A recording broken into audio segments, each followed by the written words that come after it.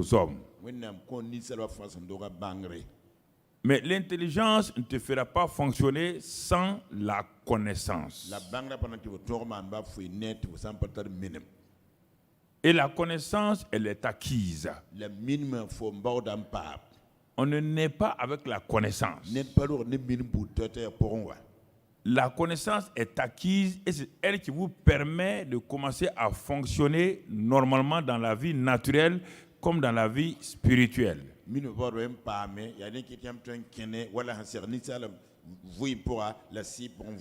Il y a des déclarations, quand Dieu les fait, il faut en tenir compte. Quand Dieu dit « Mon peuple périt par manque de connaissance », il faut t'arrêter et lui dire « Tu as raison et moi, je ne vais pas périr par le manque de connaissance. »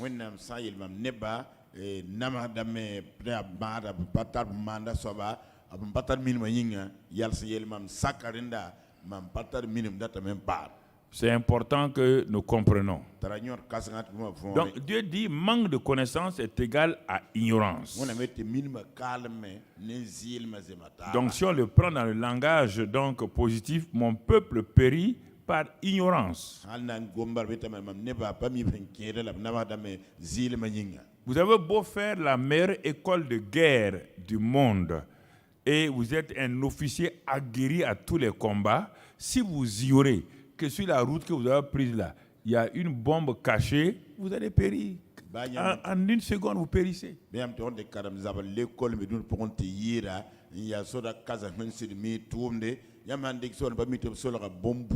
Quoi que vous fassiez, malgré toutes les connaissances, si vous ignorez qu'il y a quelque chose qui est enterré là, ça explose. Ce que vous voyez dans le naturel là, Satan fait la même chose. Il enterre des choses et on dit qu'il est rusé. Il enterre des choses contre nos vies. Mais ce n'est pas parce que tu pries. À moins que la prière te donne une révélation. Or, la révélation, c'est pas révélation surnaturelle, c'est pas tous les jours.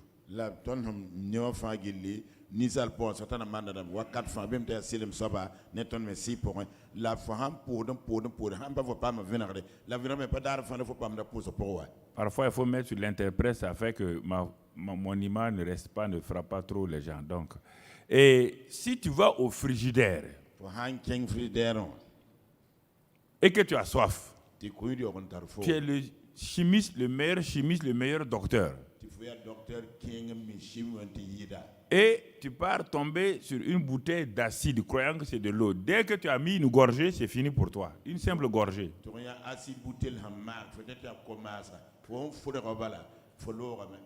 Parce que tu ignorais que ça là, ce n'est pas de l'eau, et que c'est de l'acide.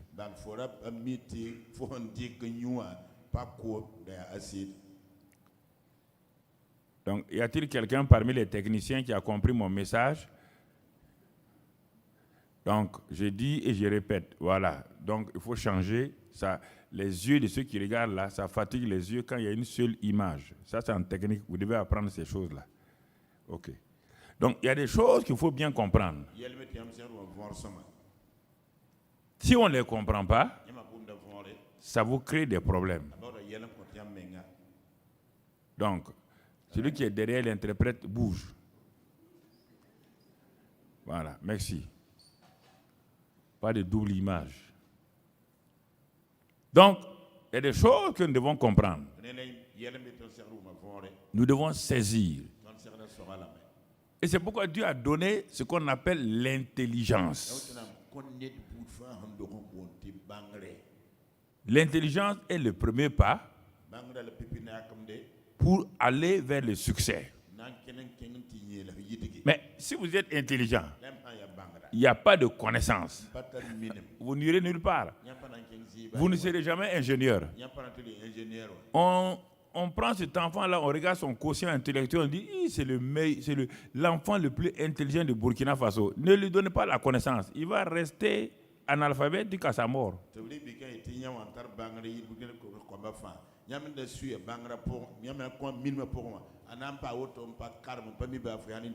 Donc, il y a des choses, quand on vous dit, il ne faut pas vous précipiter, on va prier, on va gêner. On doit prier. Mais ce sont des lois spirituelles. On va aller à ça. Donc, il faut que je renverse certaines choses qui sont établies faussement dans vos pensées depuis des années. Et quand on vous dit, vous obéissez et puis après vous revenez à ça encore. Il faut que je prie, il faut que je prie. Non, il ne faut pas que tu pries. On dit la prière efficace, la prière fervente. On n'a pas dit la prière.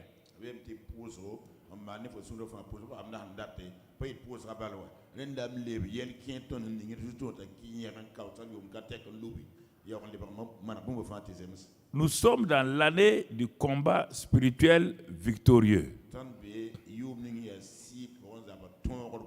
On n'a pas dit point. On dit par le Saint-Esprit et la parole. Premier élément. Deuxième élément maintenant, par la prière d'intercession et d'autorité.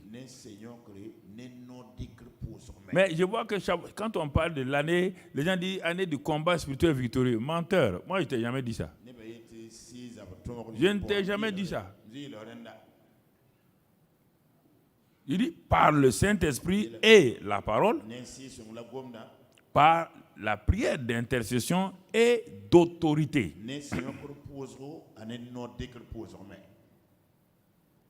Tu n'as que la moitié de la vérité, or moitié de vérité, c'est moitié mensonge.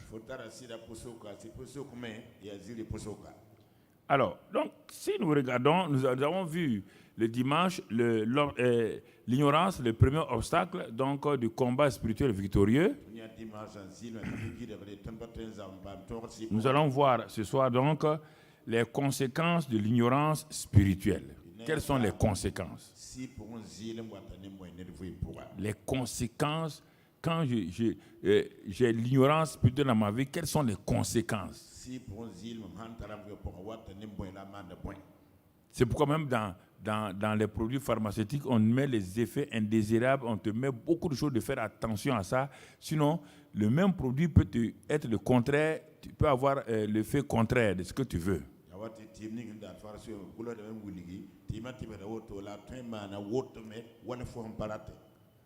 Si j'ai deux chrétiens devant moi, le premier chrétien qui est lié à la parole qui veut la révélation, et l'autre qui est lié à la prière en fermant la Bible, je mets de côté celui qui est lié à la prière qui ferme la Bible. Je le mets de côté parce qu'il ne réussira jamais. Jamais. Il ne réussira jamais.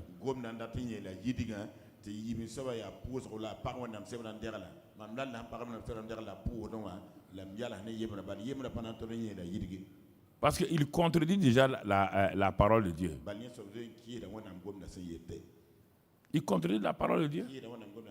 Dieu n'a pas dit par manque de prière, mon peuple périt. Il dit par manque de connaissance. Et on a vu ça dans Osée 4. Il dit quand il y a manque de connaissance, ça va aller à la deuxième étape, le rejet. Le rejet. Et quand on rejette, troisième élément, on va oublier. Et quand on oublie, Dieu nous dépouille. Ah, Dieu même nous dépouille. Il dit oui.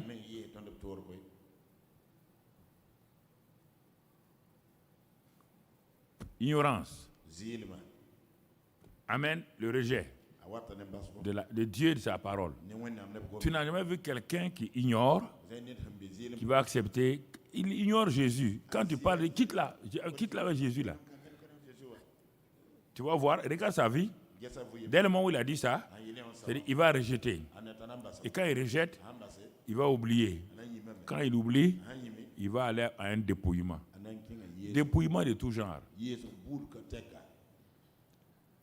Parce que l'Église n'est pas un lieu de refuge pour venir chercher les solutions aux problèmes qu'on n'a pas eu dans le monde. Ce n'est pas vrai. Ce n'est pas ça. Ce n'est pas du tout ça.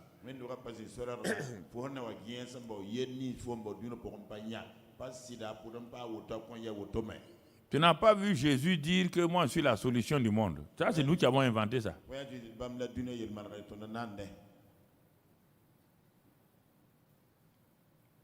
Quand nous rabaissons le christianisme, la vie de Christ simplement à une solution, alors Dieu nous regarde, mais donc vous méprisez mon fils à tel point qui n'est qu'une simple solution à vos problèmes. Maintenant, quand tu vas finir, ta vie va finir sur la terre. Là, tu vas faire quoi maintenant? Tu vas faire quoi? Tu n'auras plus de problème. Mais tu ne verras plus aussi Dieu.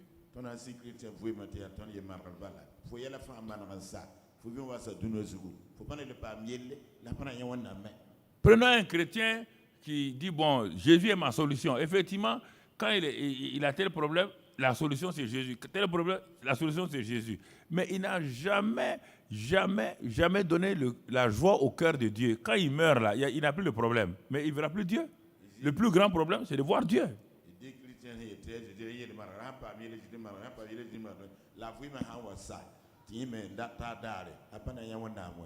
Et alors, donc, nous devons attentivement regarder le premier obstacle. Dieu a dit que c'est par manque de connaissance que son peuple périt. Nous devons nous arrêter. Il dit, cherchez à connaître Dieu. Cherchez-le, cherchez à le connaître.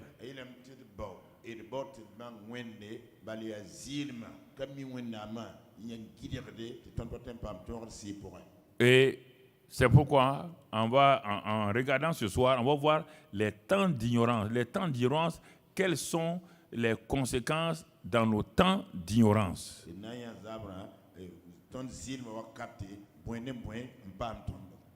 De façon générale, nous allons commencer avec l'épître de Paul aux Philippiens, Philippiens 3, versets 4 à 6.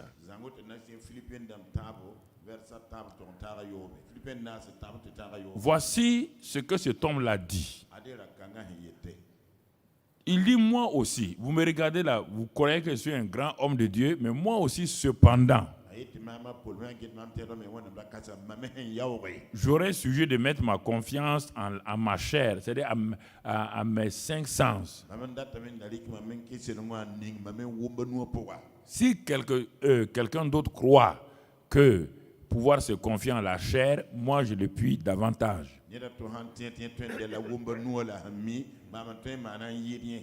Pourquoi il dit qu'il le peut davantage? Il dit, moi, circoncis le 8e jour, selon la religion. Je suis de la race d'Israël, la tribu de Benjamin, hébreu né d'hébreu. Quant à la loi, je suis pharisien. Et regardez la suite. Quant aux zèles, persécuteurs de l'Église,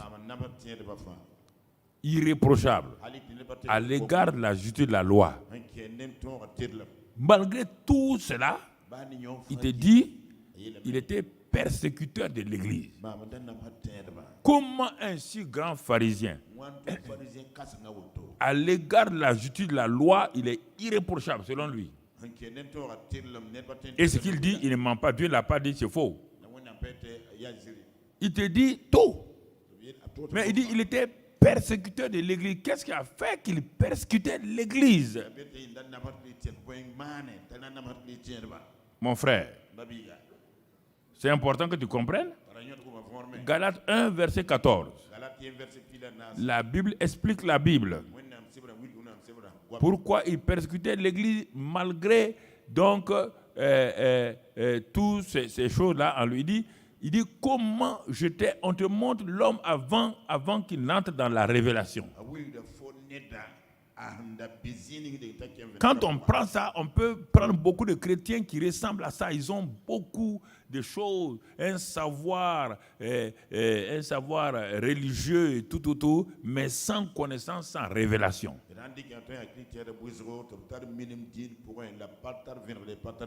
Il dit, comment j'étais plus avancé dans le judaïsme que beaucoup de ceux de mon âge et de ma nation. Il était avancé dans le judaïsme, la pratique de la religion judaïque, donc il était avancé plus que même ceux de son âge et de sa nation.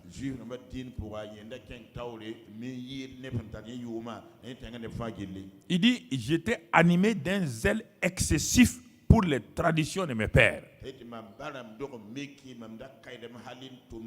Regardez un homme religieux excellent, un excellent homme religieux. Regardez tout ça. Donc, c'est cet homme-là qui devrait être censé connaître Christ, qui va persécuter Christ. Et beaucoup de chrétiens sont persécuteurs de Christ dans l'église de Christ, même au CIE ici. Qu'est-ce qu'un persécuteur de Christ? C'est un homme qui vient à toutes les réunions, un homme qui est fidèle, fidèle dans les dîmes, les offrandes, zélé. Quand il y a réunion, il fait tout, mais il n'a aucune relation avec donc la personne du Saint-Esprit et la parole de Dieu. Tout le monde peut l'admirer. Oh, cette chrétienne là, elle est fidèle, elle fait tout. Mais regardez, vous allez comprendre. Il n'y a pas, si on regarde sur le point religieux, il n'y a pas de péché en Paul.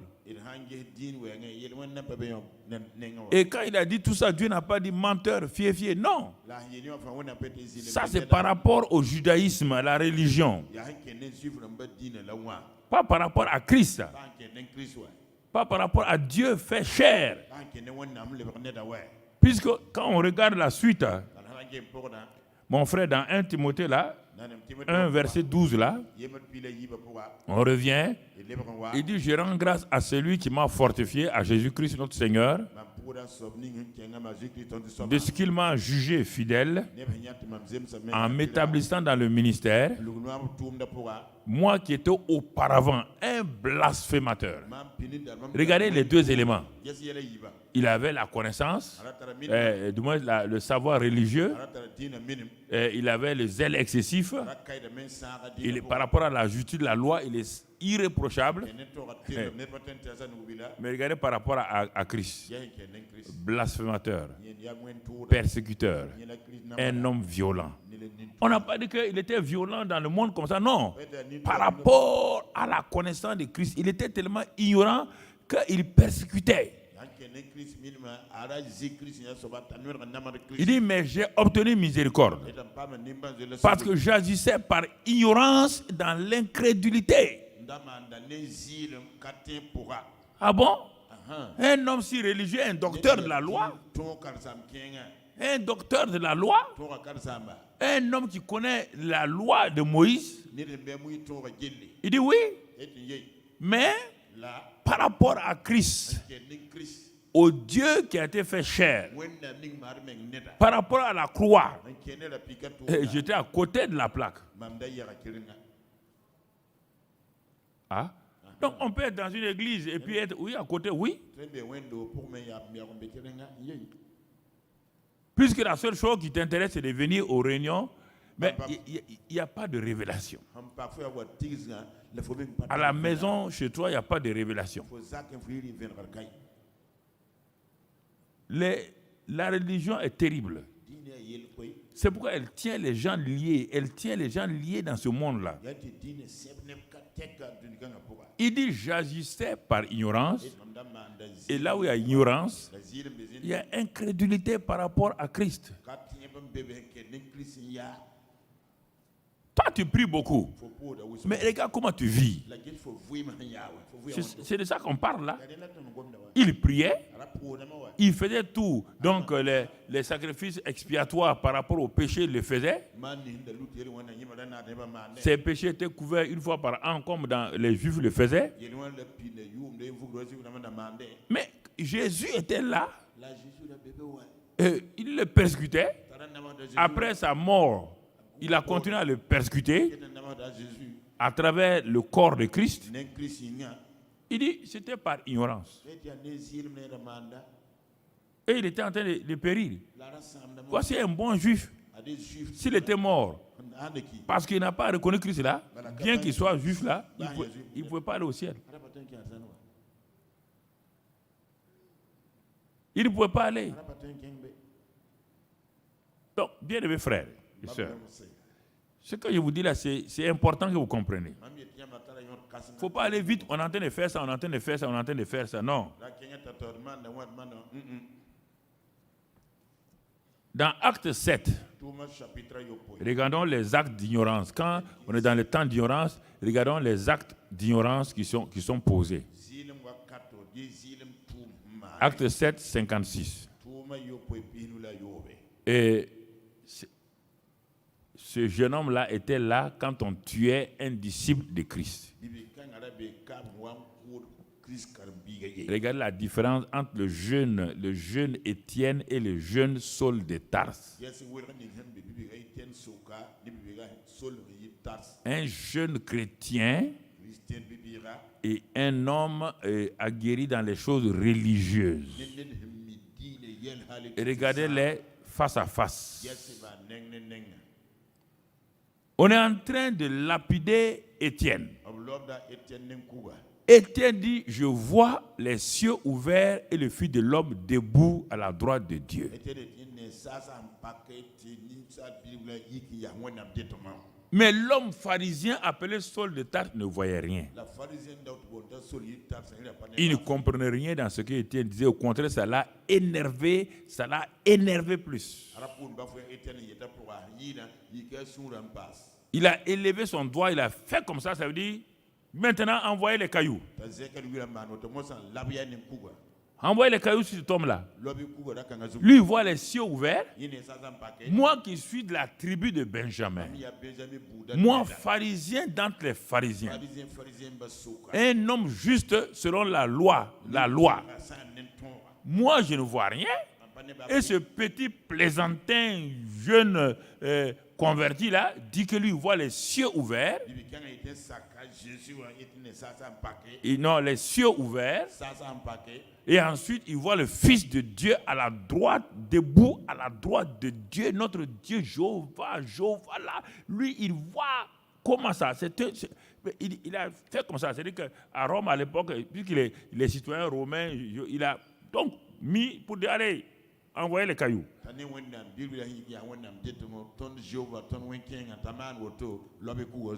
Verset, ils poussèrent alors. Donc, vous voyez bien, quand il a donné l'ordre, tous ces gens coreligionnaires poussèrent alors de grands cris. Vous voyez bien ce que j'ai dit là? Quand tu n'as pas la connaissance, tu vas rejeter. Ils ont rejeté sa parole. En faisant quoi? En se bouchant les oreilles. Et ils se précipitèrent tous ensemble sur lui, sur Étienne. Le traînaient hors de la ville. Regarde les actes d'ignorance. Quand on ne connaît pas Dieu, regardez les actes d'ignorance qu'on pose. Ce ne sont pas des païens, hein? C'est le peuple juif comme ça. Ceux qui disent qu'ils sont fils d'Abraham, ceux qui connaissent la loi là, ils sont en train de traîner quelqu'un et ils le lapidèrent. Les témoins déposèrent leurs vêtements aux pieds d'un jeune homme nommé Saul. L'homme qui dit qu'il lui connaît, il connaît la loi. Dieu n'a pas dit non. Tu connais la loi, tu ne me connais pas. La preuve est que, tu vois, lui il a vu les cieux ouverts, toi tu n'as pas vu. Et ce qui va le choquer, quand ils ont lapidé Pierre, il l'entendait prier. Au lieu de murmurer, tu vois, chrétien, le manque de connaissance amène les gens à murmurer dans les temps difficiles. Lui, il n'est pas dans un temps difficile. Lui, il est en train de mourir. Avec les cailloux qui pleuvent sur sa tête. Sa prière est que, Seigneur Jésus, reçois mon esprit. Puis s'étant mis à genoux, il s'écria d'une voix forte, comme son maître, Jésus, ne leur impute pas ce péché. La connaissance amène à ça.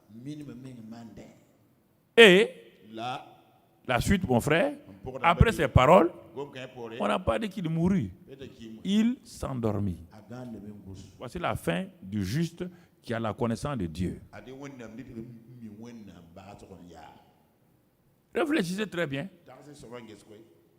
Tu es dans l'église et vous qui êtes en contact avec nous sur les réseaux, vous dites que oui, vous êtes chrétien, vous faites ceci, vous faites cela, d'accord. Je ne dis pas non. Mais ici, là, ce n'est pas des païens qui ont tué ces jeunes hommes-là. Ce sont des croyants. Mais des croyants non éclairés sur la vérité présente. Il ne faut pas rire. Je parle de toi et tu ris. Non éclairés sur la vérité présente. Voici où ils sont arrivés. Les actes d'ignorance. Quand tu persécutes les gens, quand tu vois un chrétien qui est spirituel, pourquoi tu le persécutes? Parce que tu es dans la religion. Quand tu condamnes les gens, tu fais ceci ou cela, c'est parce que tu es dans la religion chrétienne. Tu n'es pas disciple de Christ. Le disciple de Christ a la révélation. Étienne était disciple de Christ. Saul de Tarse, 2 jeunes. Étienne était jeune. Saul de Tarse était jeune. Mon frère, regarde la suite, acte 8. Acte 8, versets 1 et 3. Donc, Saul était positionné. Regardez bien, on dit Saul avait approuvé le meurtre d'Étienne. Regardez un homme qui dit qu'il connaît la loi, tu ne tueras pas. La loi dit tu ne tueras pas. Lui, il approuve le meurtre d'Étienne. Donc, il n'a pas la connaissance. Et il y eut ce jour-là une grande persécution contre l'Église. Au verset 3. Verset 3. Qu'est-ce que la parole de Dieu nous dit? Saul, toujours le même là, de son côté, ravageait l'Église. Il y a des ravageurs d'église comme ça parmi nous. Il ravage tout, la renommée des gens, il ravage tout. Et tout. Quand il ravage les frères, les sœurs, tu le regardes, tu dis, mais lui est un chrétien. Oui, c'est un chrétien non éclairé. C'est une chrétienne non éclairée.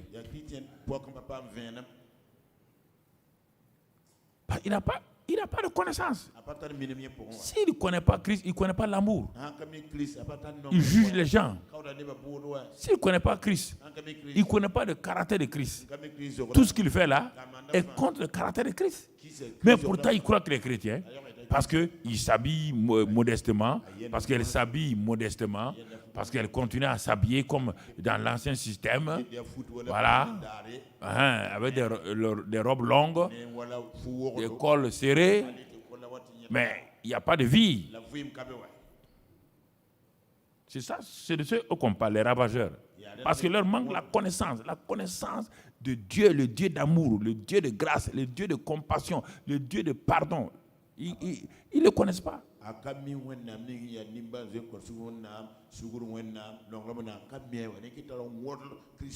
Ils ravagent l'église.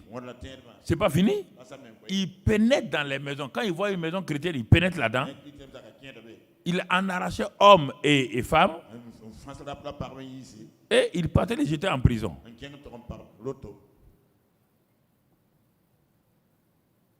Parce que tout ça, il a dit, il est ignorant. Ignorant. Alors, un homme comme ça, là, il est à côté de la plaque et il n'y a même pas de combat spirituel. Il a perdu tous les combats. Regarde tes actes, regarde ta manière de vivre. Mélanger les choses. Mais toi, tu es chrétien. Et toi-même, Ah oui. C'est pas fini. Acte 9. Versets 1 et 2. Cependant, Saul, pourquoi on a mis l'accent sur lui? On a mis l'accent parce qu'on te montre un religieux ignorant.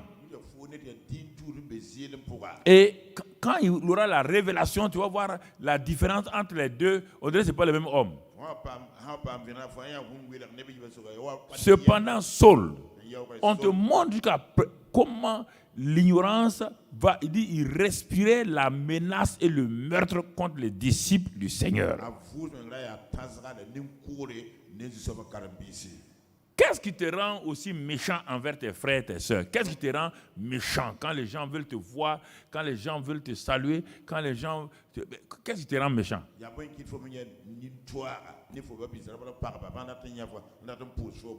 Gentil dans les bâtiments d'église, mais quand les gens vont chez toi, mais ils voient ta méchanceté. C'est ça. Ils respirent la menace et le meurtre contre les disciples du Seigneur. Et c'est pourquoi Dieu va le dépouiller. Les conséquences de son ignorance, il va prendre une route qu'on appelle la route de Damas. Pour aller, il quitte maintenant Israël, il va en Syrie.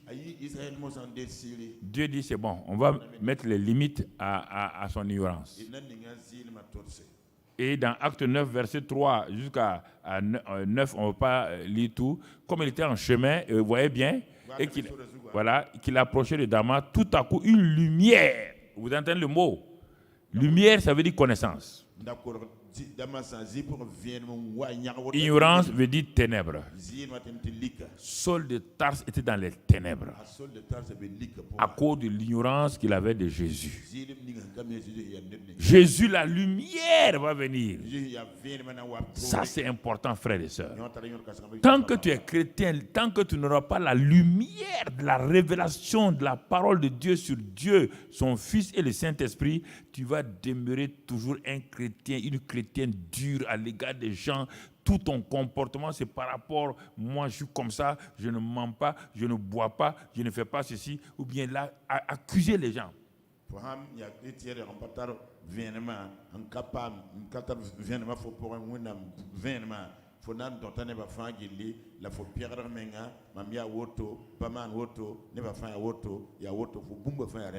Et tu vas rencontrer Dieu. La lumière est venue sur lui. Et il va devenir aveugle.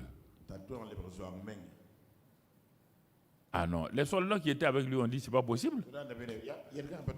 Un grand homme de Dieu comme ça, le pharisien, le docteur de la loi, il devient aveugle. Ce n'est pas possible. C'est les conséquences de l'ignorance. L'ignorance l'a amené à pratiquer la méchanceté, le jugement, à porter le jugement sur les disciples de Christ en disant qu'ils sont faux. Ils n'obéissent pas à la loi. Ils ne sont pas parfaits.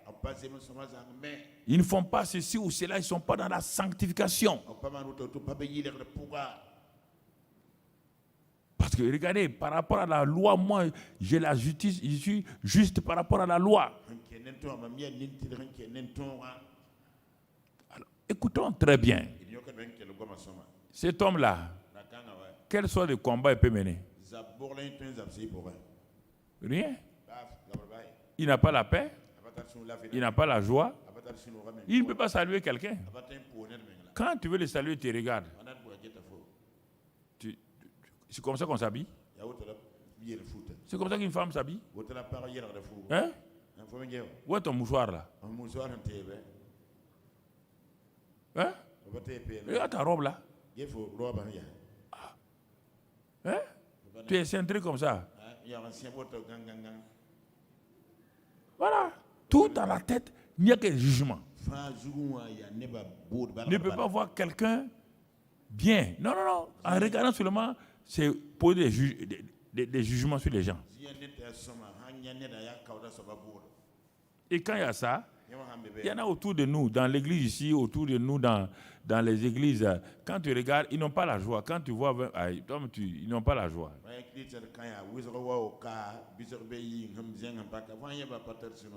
Mon frère, ma soeur, ça c'est l'ignorance de façon générale. L'ignorance de Dieu, c'est-à-dire que de Dieu qui est venu sur la terre, Jésus-Christ. Il parlait d'un Dieu, de Jéhovah. Il disait que lui, il est juif. C'est vrai, mais il n'a même pas de connaissance de ce Dieu-là.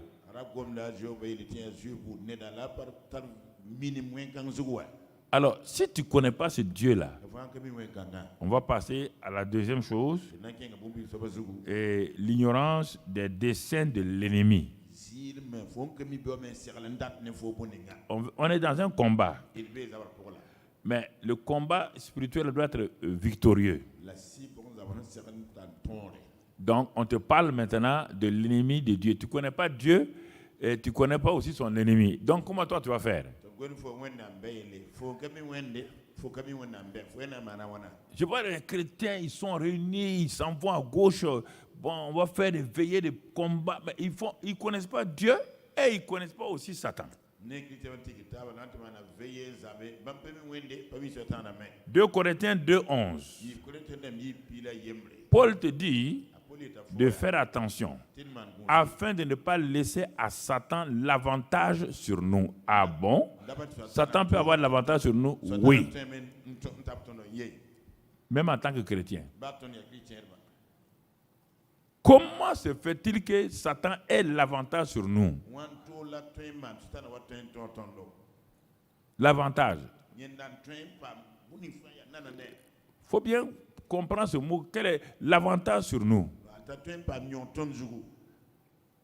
C'est-à-dire qu'il peut exercer son autorité sur nous. Alors, qu'est-ce qui fait qu'il peut exercer son autorité? Car nous n'ignorons pas ses desseins. Lui dit, nous n'ignorons pas. C'est-à-dire que ceux qui ignorent les desseins de Satan, Satan va avoir avantage sur leur vie.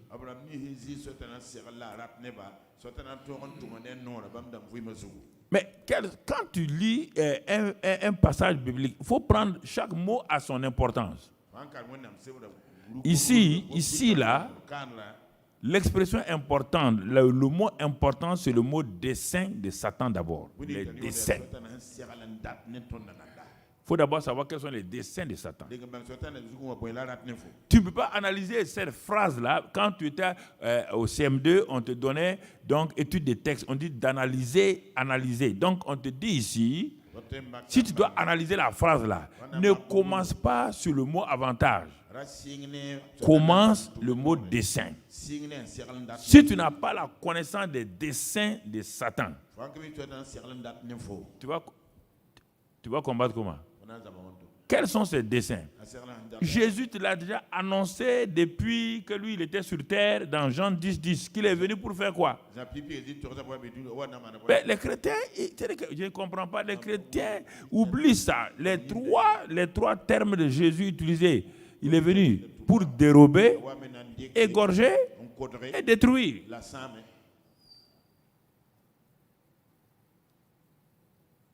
Il est venu pour ça.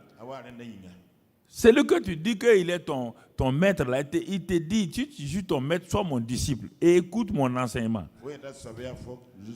Si tu ne connais pas les desseins de Satan, il est venu pour dérober, égorger et détruire, il aura l'avantage sur toi.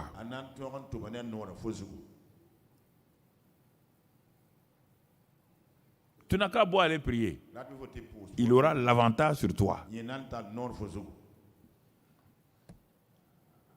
Voici comment on se positionne pour vivre dans un combat spirituel victorieux. Puisque Dieu dit tu es vainqueur, tu pars pour vaincre. Par exemple, dans l'Ancien Testament, Dieu qui a dit à Gédéon, tu es un héros.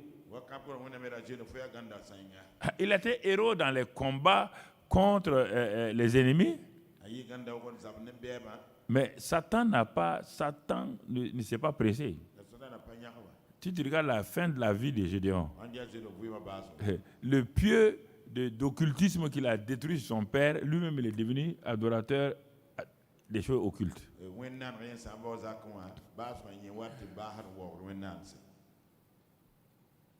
Donc il n'a jamais été vainqueur.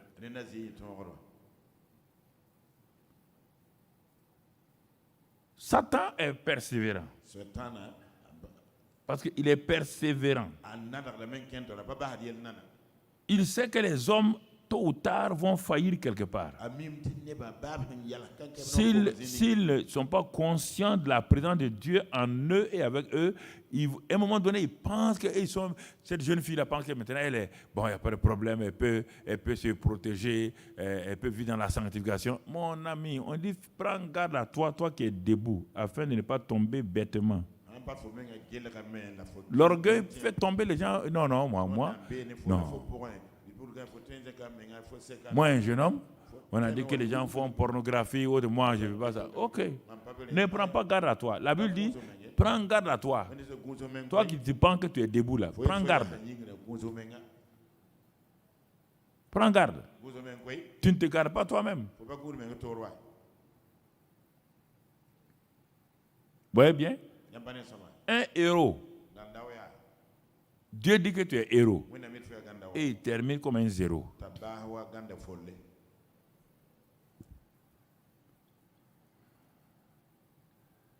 Samson. Un homme puissant qui termine comme un zéro. Parce qu'eux, ils étaient dans l'ignorance complète sur Satan. Maintenant, venons à nous. Nous avons le Saint-Esprit qui est venu nous éclairer et la parole de Dieu. Samson n'avait pas Jean 10. Non. Satan n'avait pas tous ces passages dont je cite dans le Nouveau Testament. Ni Gédéon. Ça fait leur faiblesse. C'est ça qui milite pour eux.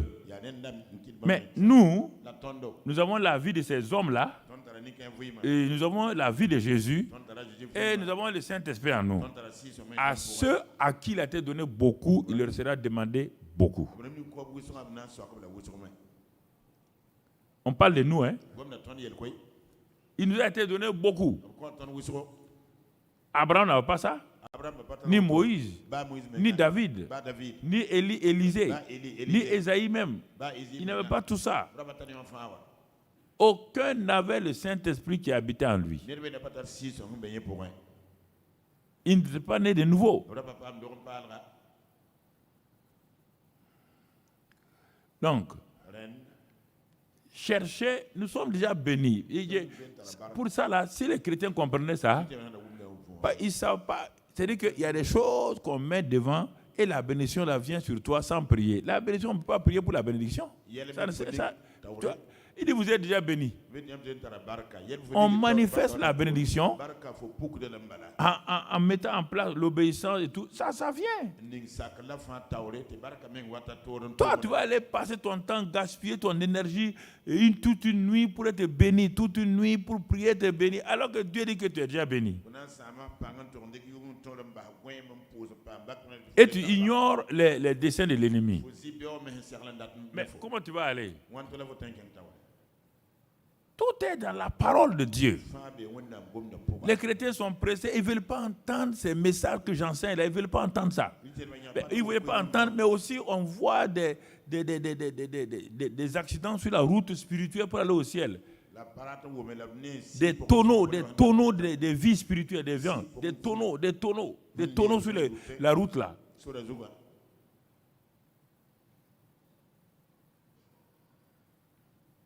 Donc, chacun d'entre nous, nous devons prendre garde. Il n'y a pas quelqu'un qui a une garantie pour dire ah non, maintenant moi je suis arrivé à tel niveau, il n'y a pas de problème. Il n'y a pas cet homme-là.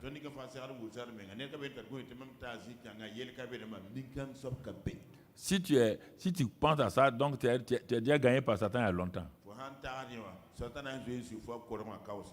Donc, regardons quelques éléments. Donc, regardons un dessein de Satan contre un couple. L'église est dans un plein réveil. Plein réveil. Pendant un temps de persécution. Ce n'est pas la persécution qui va tuer Ananias et Saphira. La persécution ne peut pas tuer. Non. Il y a eu un réveil. Le Saint-Esprit est descendu une seconde fois, a rempli les disciples dans Acte 4. Quand il les a remplis, Ils furent remplis et ils ont commencé à prêcher avec autorité. Et les miracles ont commencé à augmenter. À tel point même que l'ombre de Pierre guérissait les gens. Et les jeunes veulent prendre... Toi, tu n'es pas même... tu veux aller prendre l'ombre. Ta même ne guérit pas quelqu'un, tu veux que ton ombre guérisse les gens. Parfois il y a des choses...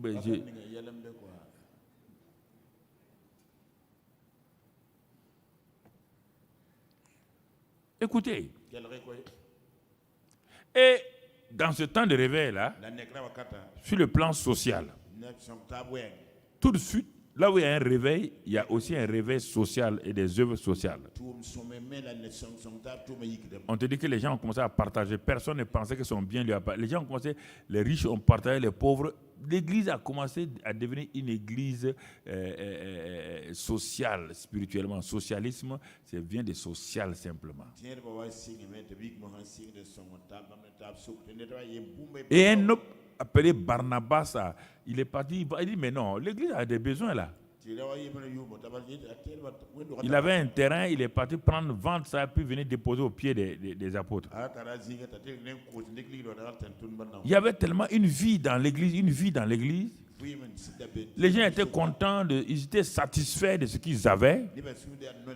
Ils ne cherchaient pas à accumuler des biens. Il n'y avait pas de capitalisme. L'église n'est pas capitaliste, l'église est socialisante. Ça se repose sur le social. Pas capitalisme, donc de quelques personnes qui dominent sur d'autres avec leur richesse. L'église n'est pas communiste ni capitaliste. L'église a des œuvres sociales. C'est ça qui a été déformé et c'est devenu socialisme.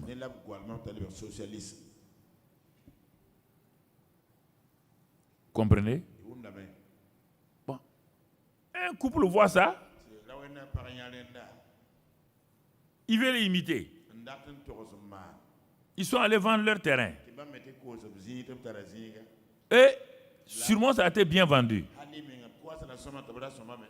Mais ce qu'ils ignoraient, ça va leur créer des problèmes. Comme ça a rapporté beaucoup, ils ont pensé que c'est Pierre, les pasteurs là, qui veulent leur argent. Faites attention à ça. Quand vous décidez, tous ceux là où vous êtes, que vous voulez bénir l'église de Christ, et vous dites, vous et votre femme, vous seul, si Dieu me bénit dans ça, voilà ce que je vais donner à Dieu. Dieu va vous tester.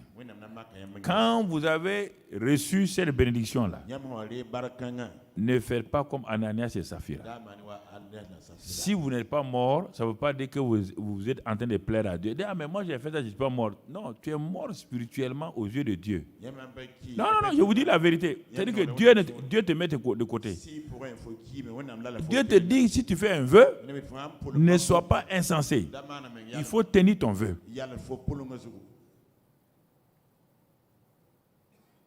C'est pourquoi il y a des gens qui sont dépouillés sans se rendre compte.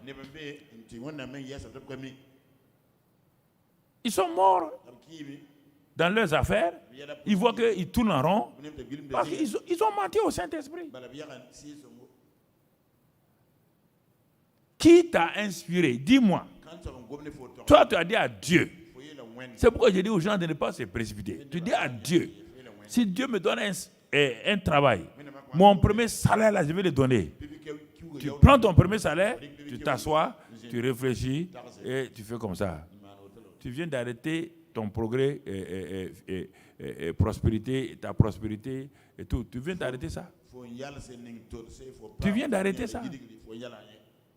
Tu viens d'arrêter. Dieu ne t'a pas obligé. C'est toi qui as décidé. Et on te dit, et regarde le terme que Pierre va utiliser. Plus tard, quand il est parti devant Pierre, Ananias n'est pas devant Pierre pour déposer, comme il a vu Barnabas faire, il a déposé Et brusquement, le Saint-Esprit est rentré en action. Il dit, mais Pierre, Ananias, qu'est-ce qui s'est passé? Verset 3. Verset 3. Ananias, pourquoi Satan a-t-il rempli ton cœur? On n'a pas dit que Satan est rentré. Hein? Satan a rempli ton cœur. Au point que tu mentes au Saint-Esprit. Et c'est comme si Pierre était dans sa maison. Il dit, mais ton terrain là, quand tu l'as vendu là, c'est ça le verset 4 là maintenant, qu'il explique. Mais si tu n'as pas vendu, ton terrain te restait. Et même quand tu l'as vendu, le prix n'était-il pas à ta disposition? Ouais, comment? Dieu n'est pas contre quelqu'un. Non. Dieu te dit, tu n'as pas vendu ton terrain. Il n'y a aucun problème chez Dieu. Quand tu l'as vendu, si tu as décidé de ne plus donner, là aussi il n'y a pas de problème. Mais maintenant, ce que tu as fait là, toi et ta femme vous asseyez, vous avez parlé. Moi, je n'étais pas là-bas, mais le Saint-Esprit me montre ce que vous avez dit là-bas. C'est-à-dire, on va aller tromper l'église en amenant la moitié. Ah, là, écoutez-moi très bien. Il ne faut pas faire des vœux insensés qui vont vous coûter cher et qui vont bloquer. Aujourd'hui, il n'y a pas de mort physique comme ça, mais tes affaires, tout s'en va. Parce que pourquoi, quand tu as fait le vœu, tu hésites? Qui est à l'œuvre dans ta vie? C'est Satan? C'est pas quelqu'un d'autre? Qui te dit de ne pas donner ça là? C'est toi qui as décidé. C'est ça que Pierre dit. Tu as décidé. Mais qui te dit maintenant, qui est en train de te parler? Bon, attention, il faut garder une partie quand même. On ne sait pas, quelque chose de mal peut arriver. Qui est en train de te parler? Pierre te dit, c'est Satan. Tu m'écoutes là? Tu viens d'arrêter ton progrès financier. Tu viens d'arrêter tes affaires. Mais Dieu te dit, mais qui t'a dit de dire que tu vas donner ton premier salaire? Qui t'a dit? Ton salaire t'appartient. Et tu ne t'es pas obligé. Quand tu as eu ton salaire là, si tu avais dit à Dieu, Seigneur, moi je ne veux pas vraiment, je renonce. Il n'y a aucun problème. Mais maintenant tu t'assois. Bon, les gens ils ne sont pas au courant. Je vais donner le tiers. Bon, c'est bon toujours. Il ne faut pas faire ça. Il ne faut plus faire ça dans ta vie. Il ne faut plus faire ça. Hein. Je te dis, dès le moment où j'ai dit ne fais plus ça, si tu fais, c'est fini pour toi. Ne fais plus comme ça. Si tu ne veux pas donner, il ne faut pas donner. C'est ça qui bloque les gens. Pourquoi vous voulez vivre avec Dieu? Qui vous a dit de ne pas donner? Ce n'est pas vous, c'est Satan. Puisque c'est vous qui avez décidé de donner. Mais qui est venu vous dire de ne pas donner? Ou bien de donner la moitié? C'est Satan. Ce n'est pas quelqu'un d'autre. Même si c'est votre mari qui a dit ça, c'est Satan. Si c'est votre femme qui a dit ça, c'est Satan. Et vous venez de griller comme cela votre avenir financier. Après ça, tu vois que ça ne marche plus. Ça ne marche plus. Toi, tu as oublié que tu as fait un deal avec Satan.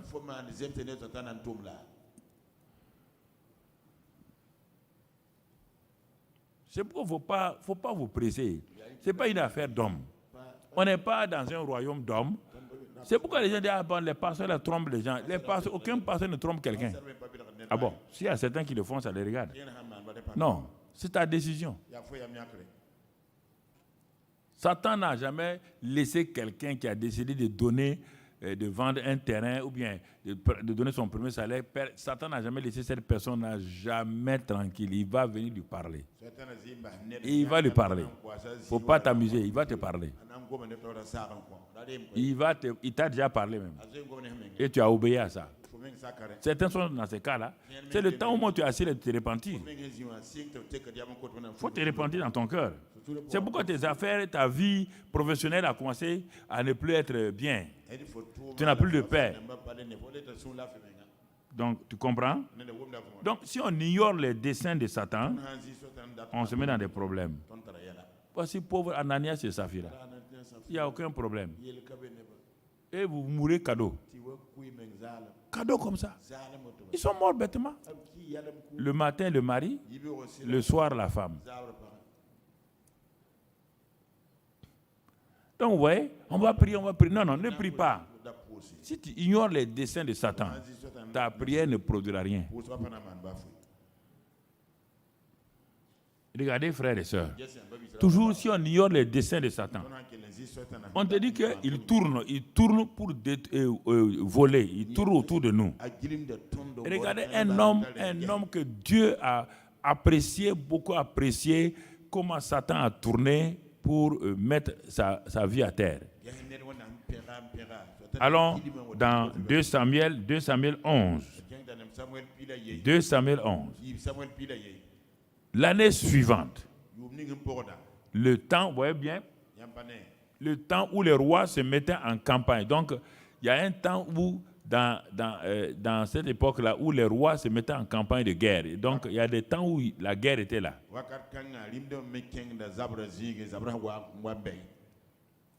David envoya Job avec ses serviteurs et tout Israël pour détruire les fils d'Ammon et pour assiéger Rabat.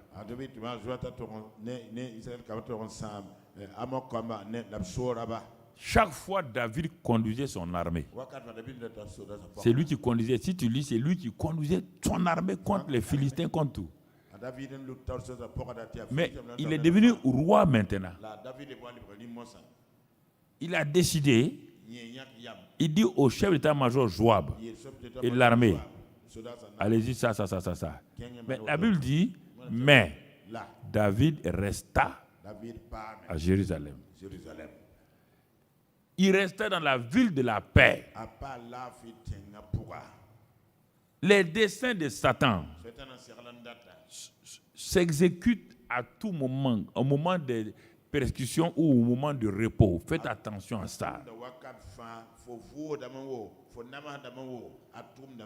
Ça pouvait être peut-être légitime que David resta à Jérusalem pour se reposer. On te dit que c'est le moment où les rois se mettent en guerre. Voici un roi qui veut se reposer. Il a été une cible facile pour Satan. On dit c'est le temps de prier. Toi, tu dis c'est le temps de te reposer. Ah, on est fatigué. Hein? Toute la journée, on est fatigué. Mais si cette nuit-là, tu mourrais. On est fatigué. Les réunions du mardi, les réunions du mercredi, et c'est la peine d'aller. On est fatigué. Même Dieu comprend. Dieu ne comprend pas. C'est pour toi. Dieu va comprendre quoi? Dieu au ciel. Il ne comprend pas ça. C'est toi. Tu vois, non? Au temps du combat spirituel, au temps où les rois combattaient, le grand guerrier David, l'homme qui conduit son peuple à la victoire tout le temps, il a dit, je suis roi maintenant. Quand il n'était pas roi, quand il n'a pas pris possession de sa royauté, il était roi ouin, mais dans les déserts, dans les cavernes, il marchait. Maintenant qu'il a un palais royal, c'est ça. Maintenant que tu as l'argent, maintenant que tu as des biens, maintenant tu es directeur, maintenant on t'a nommé, maintenant que tu es élevé, oh, tu trouves qu'on ne peut pas aller à l'église tout le temps. C'est ça. Tu oublies les desseins de l'ennemi. L'ennemi attaque en temps de guerre, de persécution et en temps de repos. Je veux que vous compreniez, n'allez pas vous laisser tromper par les gens. Il resta, ce n'est pas un péché. Se reposer, ce n'est pas un péché.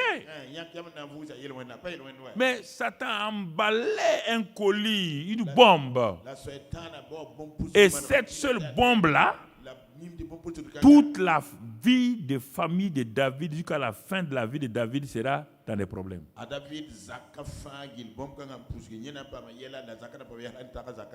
Il était un homme qui plaisait à Dieu, mais quand il voit sa famille, ses enfants incestent entre eux, meurtre, ils se tuent. Mais David dit, je suis un roi, mais je suis fatigué. Le prophète lui a dit, bon, l'épée que tu utilises pour aller vaincre les ennemis là, Satan a tourné l'épée contre ta propre famille toute ta vie. Vous entendez?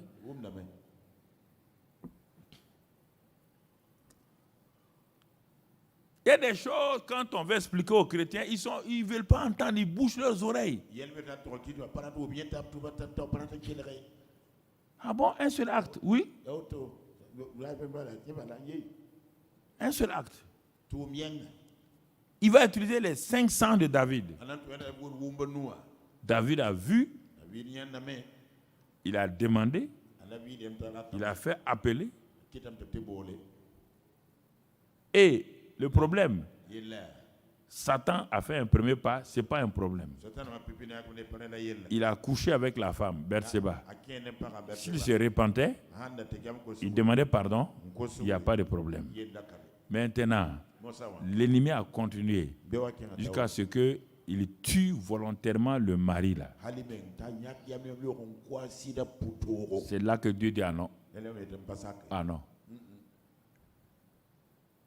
Tu as commis un acte, tu as péché. Dieu pardonne les péchés. Mais le meurtre là, d'un innocent, tu as programmé sa mort. Toi-même, tu as programmé. Tu as dit de mettre ce pauvre soldat là où il y a les commandos. Tu sais qu'il n'a pas cette force-là. Tu l'as tué volontairement. À cause de ça, tu es toujours roi. Tu es béni. Mais l'épée ne s'éloignera jamais de ta maison. Tu as permis à Satan, tu as donné accent à Satan. Réfléchissons.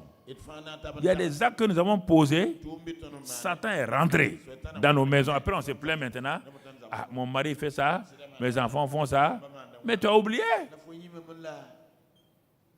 que tu as posé un acte. Tu as fait entrer Satan. Ne donnez pas accès au diable. Tu as oublié? Tu as oublié? Peut-être il y a 10 ans. Peut-être il y a 5 ans. Toi, tu as oublié ça maintenant. Ah, tu dis, ah, mais Dieu, mais pourquoi? Mais Dieu dit, ah, retourne là où tu as posé l'acte là. Et en ce moment, qu'est-ce que je t'avais dit? C'est ça qui te suit.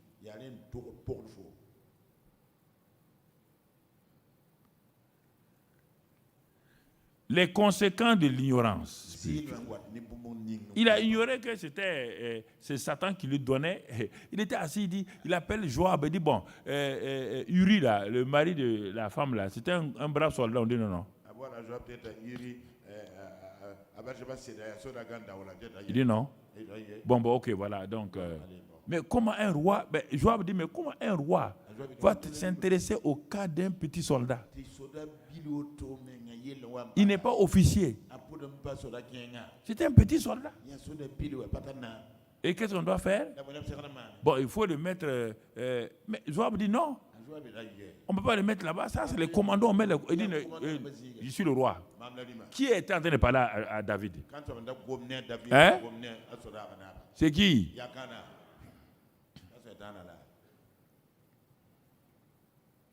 Tu es Satan? On dit Dieu parle. Satan aussi parle. Les idées de Satan sont des idées logiques. Quand tu réfléchis, ça colle à tes pensées. Tu dis, ah, c'est toi qui as... C'est pas toi, c'est lui. Il connaît l'homme.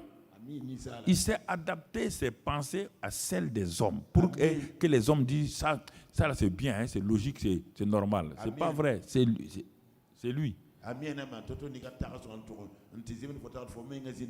C'est pourquoi il voulait construire le temple. Dieu dit, tes mains ont versé trop de sang. Toi, tu as une grande place, hein, même dans la nuit, mais tu ne peux pas construire le temple. Parce que quand il regarde tes mains, il y a le sang partout.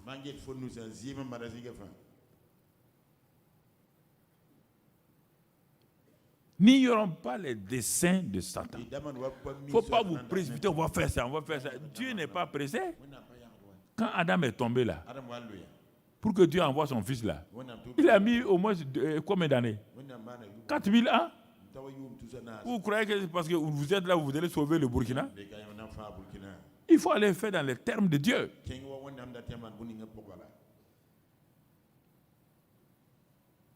Quand cette pauvre Marie est venue donner, pas Marie la Vierge, mais Marie, l'autre qui est venue mettre le parfum sur les pieds de Jésus, les disciples étaient scandalisés, on peut vendre ça, donner aux pauvres. Jésus dit, écoutez-moi, si c'est les pauvres là, après mon départ, vous les aurez avec vous, il faut les nourrir.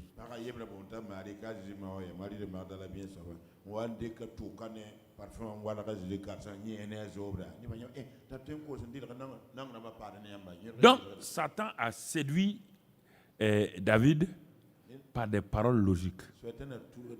L'épée ne s'est pas éloignée. C'est pas fini. Allons lire dans 1 Chronique. N'ignorez pas ses desseins. 1 Chronique 21. 1 Chronique 21.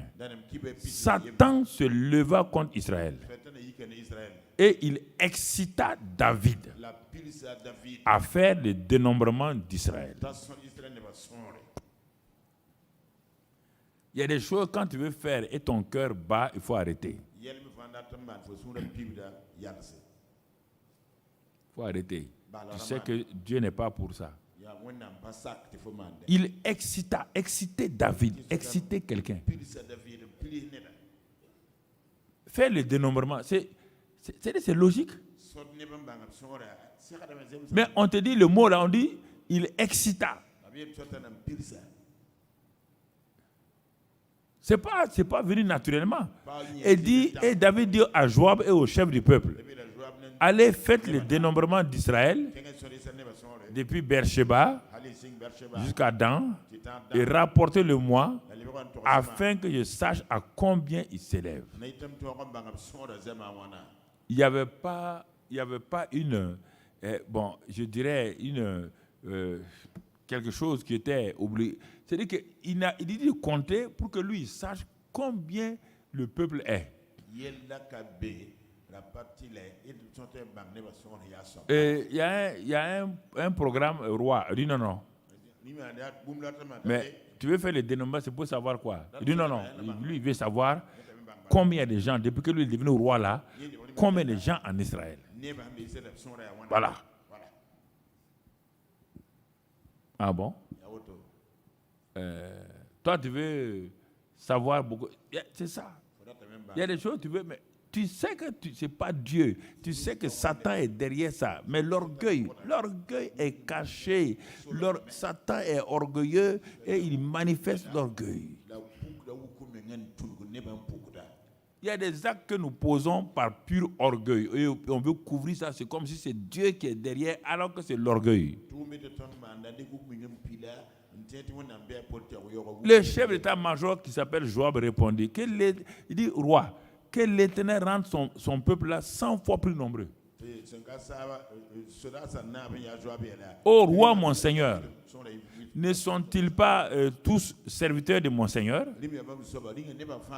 Mais pourquoi mon Seigneur demande-t-il cela? Il dit la raison. Pourquoi faire ainsi pécher Israël? Donc Joab même a su que ce n'est pas Dieu. Il a su que ce n'est pas Dieu. Bon, on va compter maintenant le nombre de voitures qu'on a, le nombre de choses qu'on a. Ah, viens, on va s'asseoir, compter l'argent qu'on a maintenant. C'est pourquoi? Est-ce qu'on est arrivé au bilan annuel? Non. Combien on a? Est-ce qu'il y a un plan? Il y a un projet? Non. Non, je veux savoir combien j'ai de millions, combien j'ai de milliards. Mais c'est pourquoi?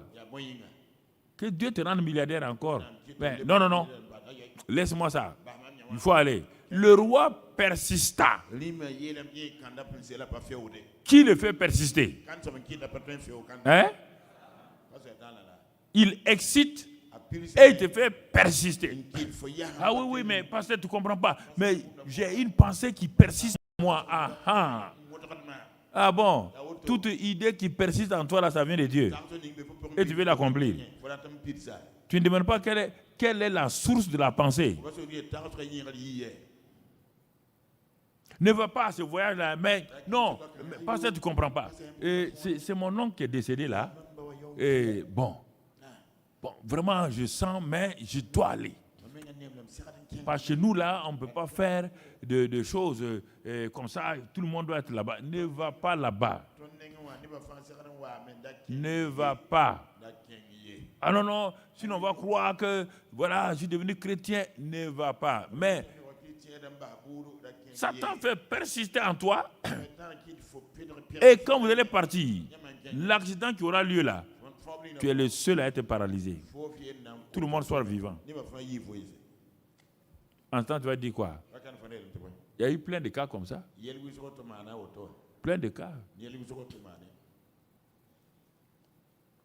J'ai vu 2 frères qui étaient bien, de corps habillés, qui sont morts le même jour. Parce qu'ils ont voulu foncer.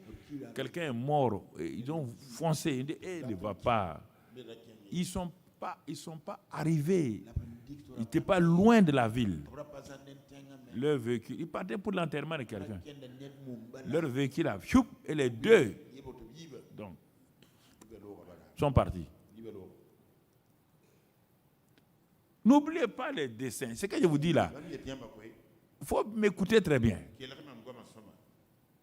Satan, il est cool. C'est-à-dire que quand il agit, vous croyez qu'il est mauvais. Ils ont dit que l'arbre de la connaissance du bien et du mal. Le bien satanique est dangereux. Ce n'est pas un bien qui est de l'ordre de Dieu, hein, mais c'est un bien de luciférien. Un bien luciférien. Ne vous non, mais comment on doit faire ça? On doit faire ça? Non. On doit accomplir ça, là, on doit faire ça pour l'Église. Est-ce que Dieu nous a dit de faire? Mais j'ai une voix qui persiste en moi. Mais si il y a une voix qui persiste en toi, une voix qui persiste en toi, ça ne vient pas de Dieu. La voix de Dieu, tant qu'il n'y a pas de danger, la voix de Dieu ne persiste pas. C'est quand il y a un danger que la voix de Dieu persiste. Comme cet homme de Dieu qui était assis, couché dans un hamac donc, au milieu des arbres.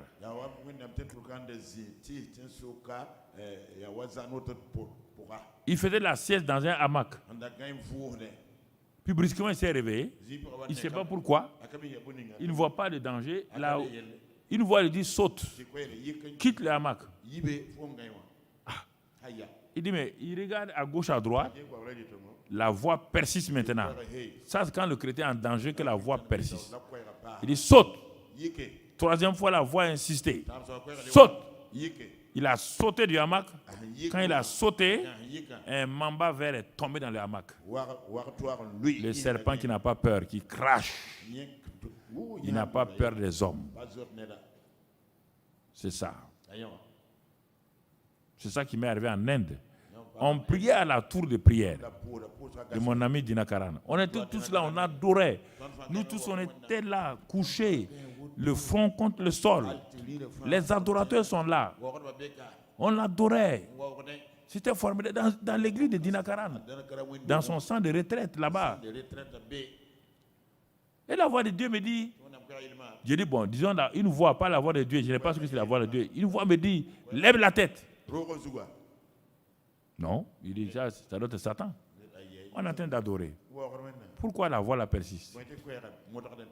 C'est là que j'ai commencé à apprendre à reconnaître la voix de Dieu comme feu rouge ou feu vert. Parfois, sa voix c'est un feu vert, parfois c'est un feu rouge. Quand le feu rouge clignote, ça veut dire que danger. 2 fois encore, lève la tête. Non, il dit non, Satan. Il regarde tout le monde adore là. Une 3e fois, lève la tête, c'était net. Quand c'était fort, j'ai levé la tête. Dès que j'ai levé la tête comme ça, un gros bloc a quitté le plafond, la venue tomber là où j'étais. La réunion s'est arrêtée. Les gens regardent le plafond, il regarde. C'est la période où Satan voulait court de court que je meure. Court que coûte. Mais tout le monde tremblait. Mais on a amené mon cadavre au Burkina. Ça, c'est de ma tête. On a regardé le plat. C'est-à-dire que les Dinakaël, tout le monde, la prière s'est arrêtée.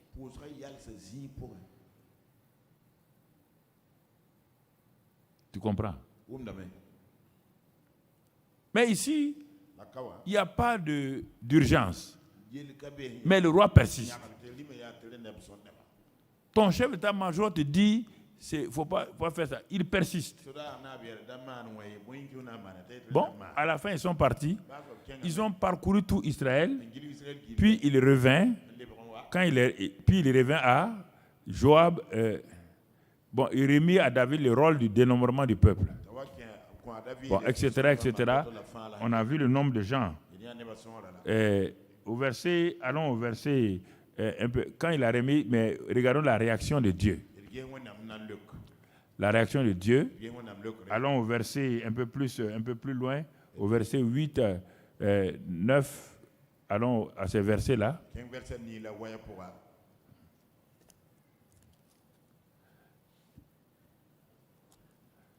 David, verset 7, plus précisément. 7. C'est ordre déplu à Dieu qui frappa Israël.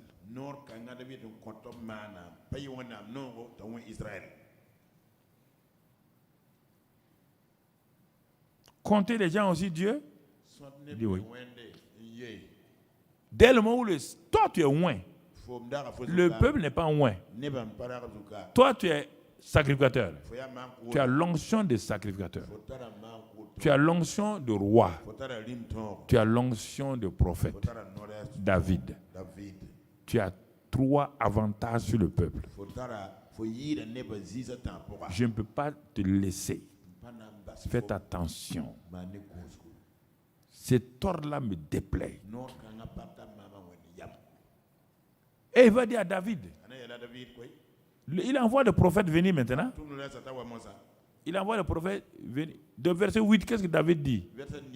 Il se rend compte. Il dit, David dit à Dieu, j'ai commis un grand péché en faisant cela. Maintenant, daigne pardonner à l'iniquité de ton serviteur, car j'ai complètement agi en insensé. Parfois, on agit en insensé, après maintenant, on demande pardon. Mais ça va coûter cher. C'est qu'on dit demande pardon là. Ce fameux pardon qu'on dit, pardonnez-moi. Mais il y aura une conséquence. Des innocents vont mourir. Verset 9. L'Éternel adressa ainsi la parole à Gad, le voyant de David. David était prophète, mais il n'était pas voyant. Dieu parlait au voyant. Parce que le prophète a péché, le voyant va lui dire. Va dire à David, je te propose 3 fléaux. Choisis un et je t'en frapperai. Ah, Dieu même, oui. Choisis. Et Gad va lui dire les 3 fléaux. Il va lui dire tout. 3 années de famine, 3 mois pendant lesquels tu seras détruit par tes adversaires, et 3 atteints par l'épée des ennemis, ou 3 jours pendant lesquels l'épée de l'Éternel et la peste seront dans le pays, et l'ange de l'Éternel portera la destruction dans tous les territoires d'Israël. Simplement, une excitation satanique va coûter cher à tout un pays. Les desseins de l'Éternel et de Satan. David a crié. Il dit, mais tout ça là, je me jette entre tes mains. Parce qu'au moins toi, tu as compassion. Si je laisse mes adversaires, personne ne restera vivant ici. Je suis dans une grande angoisse. Parfois, on se crée des angoisses. On dit, n'ignorez pas les desseins. Les gens font. Après, maintenant, j'ai des problèmes. Tu as des problèmes, tu as créé angoisse toi-même. Tu t'es créé une angoisse. Non, ouais, tout ça, c'est l'ignorance. Satan est l'œuvre, lui, il ne sait pas. Mais Dieu veut l'aider. Il dit à Joab, dis à ton patron là, Dieu n'a qu'à augmenter le peuple. Mais ce n'est pas bon de faire le compte dénombrement maintenant. Dieu nous aide. Il nous parle à travers des gens. Non, mais moi, j'ai décidé de faire comme ça. J'ai décidé de me marier à telle personne. Tu es sûr? Non. Maintenant, non, c'est bon comme ça. J'ai attendu. Dieu, il ne fait rien. Je me marie. Ma fille, que Dieu te bénisse. Que Dieu te... Non, non. Oui, comment ça? Ça durait. Hein? L'angoisse est là maintenant. Tu veux que qui prie? Qui n'a qu'à prier? Il faut que la chose s'exécute. Les conséquences de l'ignorance. Vous appelez ça la désobéissance. Ça, c'est ignorance. C'est Satan qui est derrière, caché. On est dans les dessins. Avec Paul. Ça, c'est la religion qui avait aveuglé Paul. Il était ignorant de ce que Christ est venu faire. Ici, c'est les desseins de Satan.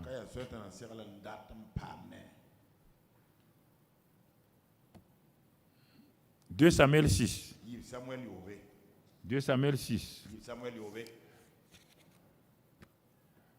David rassembla encore toute l'élite. Voici, regardez bien, David, quand on le prend, c'est un homme parfait. Mais regardons les erreurs de David qui lui ont coûté cher. Premièrement, il a fait tuer. Satan lui a fait donner un repos. Et dans ce repos, il est venu lui donner une bombe. Deuxièmement, Satan est venu l'exciter à faire le dénombrement. Des choses simples. Résultat, des milliers d'Israéliens sont morts. Troisième élément. David rassembla encore toute l'élite d'Israël au nombre de 30 000 hommes. Et David avec tout le peuple qui était auprès de lui s'est mis en marche. Pour faire quoi? Pour faire monter de là l'arche de Dieu devant laquelle est invoqué le nom de l'Éternel des armées qui réside entre les chérubins. Bon, ça c'est la bonne intention. Les bonnes intentions. Satan est spécialiste des bonnes intentions. Oh, les bonnes intentions. C'est dans le portefeuille terrible de Satan, les bonnes intentions.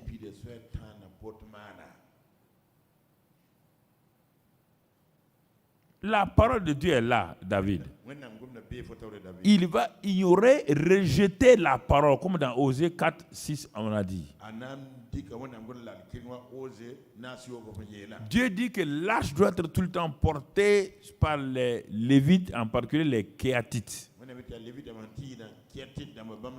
sur leurs épaules, que ce soit sur les épaules humaines et des gens que j'ai désignés. David a fait fi à la parole. Je suis le bien-aimé de Dieu. Je suis prophète, roi et sacrificateur. Je peux un peu mettre une petite différence dans la manière de faire. Il a fait une charrette neuve et puis tout. Il a un char neuf et tout. Il a fait mettre ça, donc l'arche dessus. Les gens ont dit, hé David, la parole de Dieu nous a dit, écoutez-moi, je suis votre roi, je suis prophète, sacrificateur. Toutes les 3 onctions sont en moi. C'est comme ça que je vais faire. Bonne intention. Moderniser pour que les gens ne se fatiguent pas. Les gens disent aujourd'hui, non, mais la Bible, là, c'est vieux, on va moderniser. Ah, moderniser? Il y a un homme qui est plus moderne que Dieu. Est-ce que Dieu est dépassé? Dieu va de moins l'infini à plus l'infini. Celui qui est éternel peut être dépassé par le temps. Modernisation, c'est par rapport au temps. Éternité, ce n'est pas par rapport au temps, c'est au-dessus du temps. C'est pourquoi il faut faire attention dans nos églises. Quand on veut faire, il y a des choses, des instruments techniques qu'on peut utiliser, mais nous restons dans le culte. Comprenez? Dans l'esprit du culte. Nous restons dans ça. Nous restons dans l'obéissance. Pour la Sainte Seine. Nous restons dans l'obéissance. On a fait que changer l'environnement. On n'a pas touché aux choses de Dieu. Les choses de Dieu sont saintes. Elles sont saintes. Il ne faut pas les toucher. Il n'y a aucun homme que Dieu peut dire, à qui Dieu, à moins que Dieu vous dise, sinon on ne peut pas changer les choses. Il faut faire attention à ça. Mais quand il a fait ça, l'ennemi n'a rien dit. Il a mis tout un groupe, parce qu'il est le premier à faire le groupe musical. Dans toute la Bible, c'est David qui a fait le groupe musical. Donc, il jouait. Donc, les gens disent, ah, mais David est bien, hein? Oui, on n'est plus avec les gens, bon, il joue, il y a des instruments, c'est bien. Mais c'est dans toute cette ambiance-là que Satan pose les pièges. Quand il dit aux gens, les gens ne croient pas, il dit, peut-être le papa Karambi, il commence à vieillir quand même maintenant. Hein. Bon, il n'a qu'à rajeunir. Rajeunir qui? Rajeunir. Les gens qui vont se faire tuer. Si je ne vais pas sur ce qui se passe là, les jeunes là vont mourir un à un comme ça, parce qu'ils sont technocrates, ils croient que bon, ici on peut venir faire des choses technocratiques là-dedans. Il n'y a pas de technocrates ici. Ils vont se faire détruire sans se rendre compte. Il a mis un groupe musical. Il a dit, bon, les anciens là qui portent, asseyez-vous là, il y a maintenant des bœufs. Les bœufs vont remplacer les hommes par des bœufs. Les gens disent, bon, comme c'est le roi, il a 3 onctions. Ah, peut-être Dieu lui a parlé. Oui, c'est bien. Mais quand l'arche là, l'arche de Dieu là, la présence de Dieu là, n'importe qui ne doit pas toucher ça. Au moment où ça partait, ils arrivent sur une colline. Satan a dit à ses démons, faites basculer un peu le char. Quand le char était... Il y a un jeune qui était là, tellement dans l'ambiance. Il danse, il est content. Il s'appelle Idza. Il dit, tu ne tomberas pas. J'ai dit, tu ne tomberas pas, arche. Il a envoyé ses mains. Le feu est descendu sur lui. Grillé. Grillé.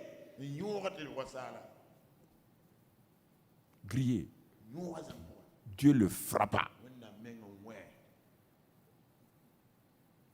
Ah, mais Dieu, regarde David. Petit acte, grande conséquence. Comptez les gens. Des gens meurent. Je vais moderniser ton chose. Quelqu'un est grillé. Il est fâché contre Dieu. Dieu dit, je vais révéler ton cœur. J'ai dit que tu es bon, mais il y a quelque chose de caché. Regarde, tu es irrité. Il dit, si c'est comme ça, il n'était pas loin d'une maison. La maison de quelqu'un. Il a dit, bon, posez l'arche là ici. David, regarde quelle erreur.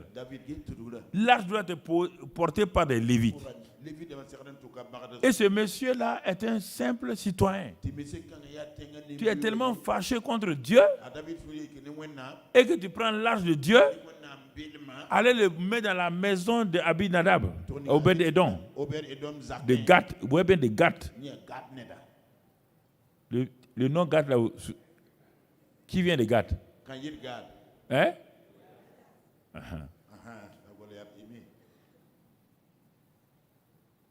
Il est parti poser là-bas.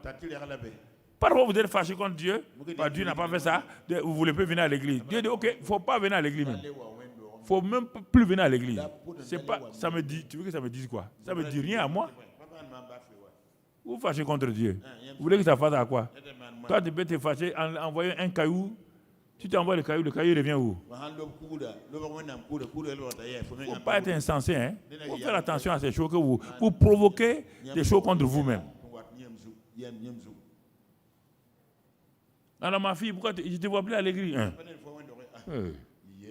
Comment? Quand même. Moi, je viens à l'église depuis 15 ans. Là. Il y a ça, j'ai fait. Dieu même n'est pas, il ne me voit pas. Ok. Tu as posé un acte, non? Il faut dire la vérité. Pas caché. Tu as posé un acte. Il faut même te repentir. 3 mois. L'arche est posée. Il a créé un problème à la maison d'Obed-Édom. Mais là où l'arche est posée, là, qui va rentrer là-bas? Ils ont vu tous Uza frapper, foudroyer. Donc, Obed-Édom, ses enfants, ils ont dit, hey, l'affaire de David, là, vous avez vu ça? Laissez ça là-bas. Il ne faut pas aller là-bas. Hein? Mais 3 mois, ce pauvre type-là, sa maison a commencé à être élevée. Les gens ont vu une prospérité jamais vue. 3 mois.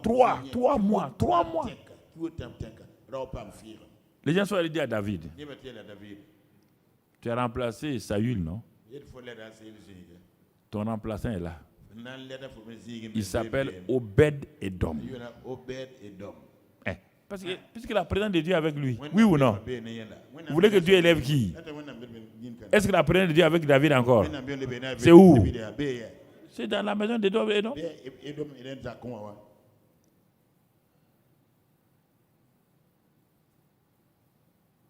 Oui. Des actes simples. Satan n'a jamais fait pécher quelqu'un par des choses compliquées. C'est toujours par des actes simples qui à l'origine sont simples, mais dont les conséquences sont grandes. Alors, tout ça, c'est par manque de connaissance ou le rejet de la connaissance. Ici, David n'était pas ignorant, il a rejeté.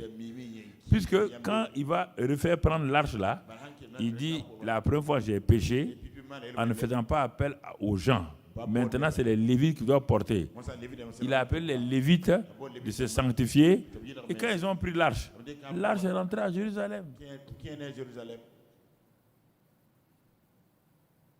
Donc, vous voyez, frères et sœurs, l'ignorance, le rejet de la parole nous crée plus de problèmes que les démons et autres là. Tu comprends? Bon, je n'ai pas le temps de développer parce que c'est assez long. Parce que je voudrais insister sur ça pour que tu comprennes. Parfois, tu accuses les démons, Satan, que c'est eux qui ont fait. Non, c'est toi qui as ouvert la porte. Si tu n'as pas ouvert la porte, ils vont agir comment? Donc, on va lire quelques éléments et puis on va reprendre cela dimanche. On va voir. Parce qu'on va aller dans le combat. Ce que tu attends combat spirituel, là, n'attends pas. C'est pas la peine de venir s'agiter ici, kouka. C'est pas ça. Hein? Si c'est ça, n'attendez pas de moi. Il n'y aura pas de kouka ici. Comprenez? On va, maintenant, Satan est ici, toi, tu cours comme ça. Là. Pourquoi vous voulez copier les gens?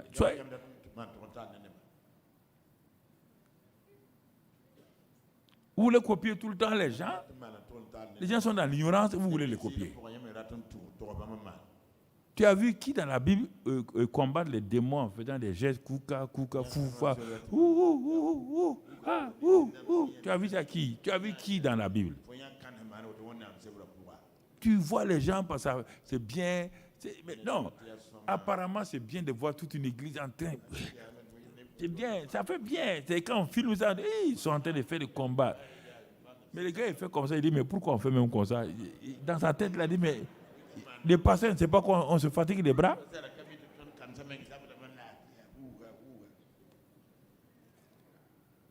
Il y a Dieu dit.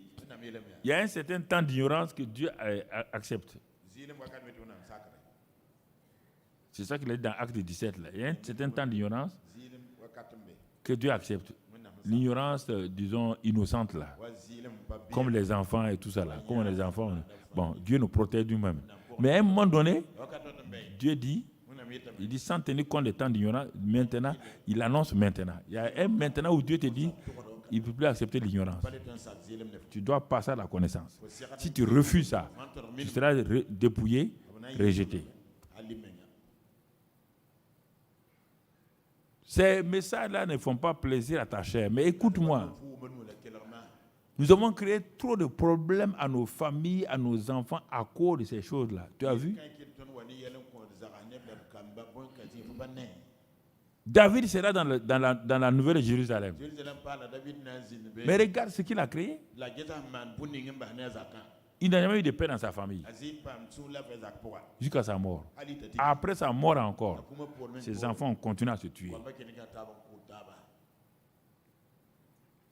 À cause des actes simples qu'il a posés. Parce qu'il ne savait pas. Il était ignorant. Mais Dieu ne peut pas le laisser parce qu'il avait l'esprit de prophétie, sacrificateur et roi. Il avait 3 onctions. C'est pourquoi Dieu dit, avec toi là, je ne te laisserai pas. Nous avons la plénitude aujourd'hui. C'est pourquoi nous devons faire attention. Nous avons la plénitude. On n'a pas l'onction. Nous avons la personne du Saint-Esprit. Nous devons faire veiller à ce que, vraiment, quand nous péchons, de nous repentir vite devant lui. Il ne faut pas prendre à la légère. Il ne faut pas écouter les chrétiens. Non, on peut faire comme ça maintenant. Bon, c'est les gens là qui exagèrent. Sinon, on peut faire comme ça. Qui t'a dit ça? Quel est le verset qu'on t'a dit qu'on peut faire comme ça maintenant? Qui t'a dit ça?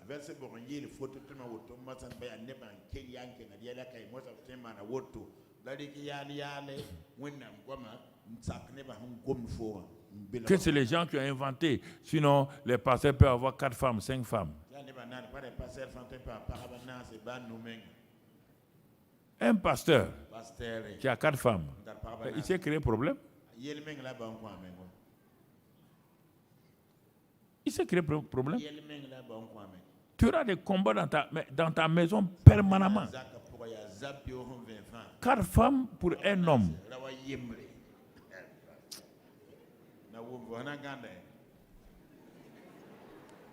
Non, mais non, je ne sais pas.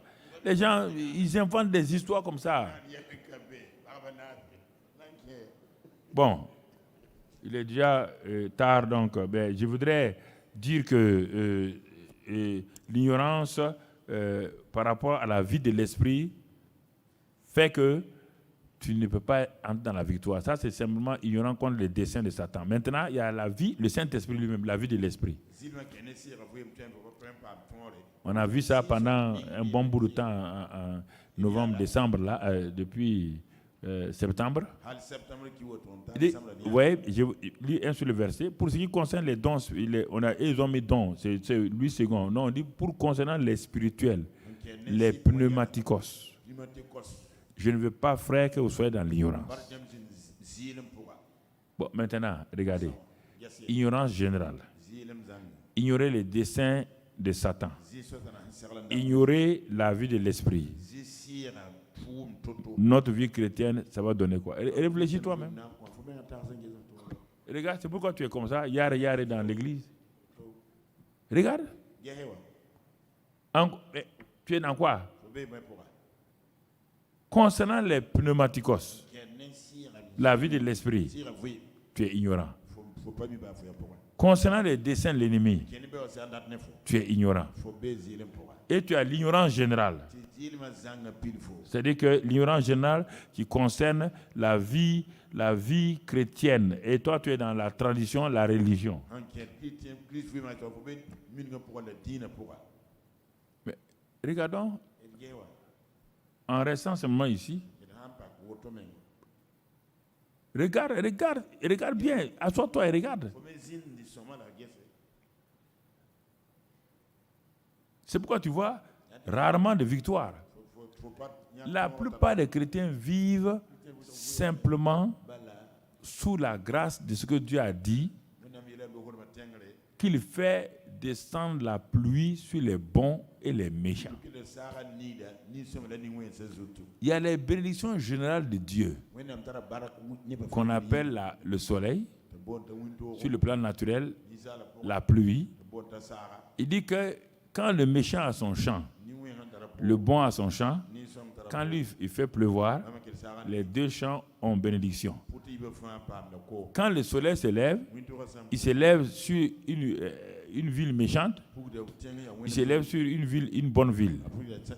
Il dit, mais ça c'est les bénédictions générales. Et beaucoup de gens nagent dans ces bénédictions-là. Mais ce que j'ai prévu pour eux là, ils ne peuvent pas vivre là-dedans parce qu'ils vivent dans l'ignorance.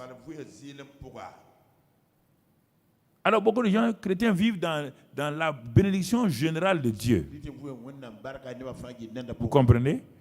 Mais ils ne vivent pas dans ce qu'ils doivent avoir eux-mêmes.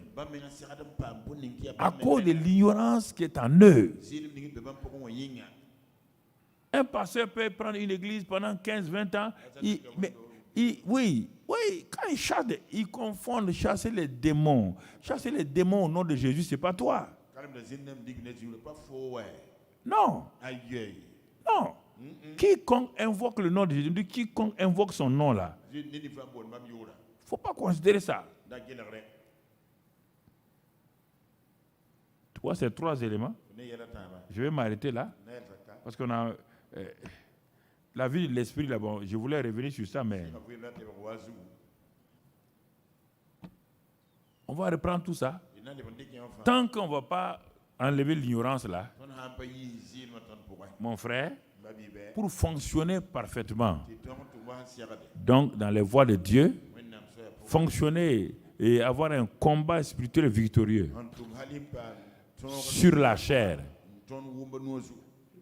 le monde, Satan et ses démons, il faut commencer par la connaissance. La connaissance révélationnelle. On ne peut pas prêcher ça, on enseigne ça. Il faut l'enseigner doucement, que celui qui écoute réalise que mais c'est pas possible. Mais je croyais que je fonctionnais tant, mais je rends compte il y a tellement de failles. Donc, c'est pour amener les gens à crier à Dieu. C'est ça. Cet enseignement-là, c'est pas pour que les gens sortent en disant « Ah, j'ai eu non ». C'est pour dire « Ah, j'étais dans l'ignorance. Je comprends pourquoi tel aspect de ma vie, les choses qui sont arrivées, ce que vous appelez malédiction générationnelle. Là. Bon, je pose la question. Dans la vie de David, là, il y a quelle malédiction générationnelle? Laquelle? Quelle est la malédiction qui a amené David à avoir tant de problèmes? Ce ne sont pas ses propres actes d'ignorance. Il était ignorant, oui ou non? Vous comprenez?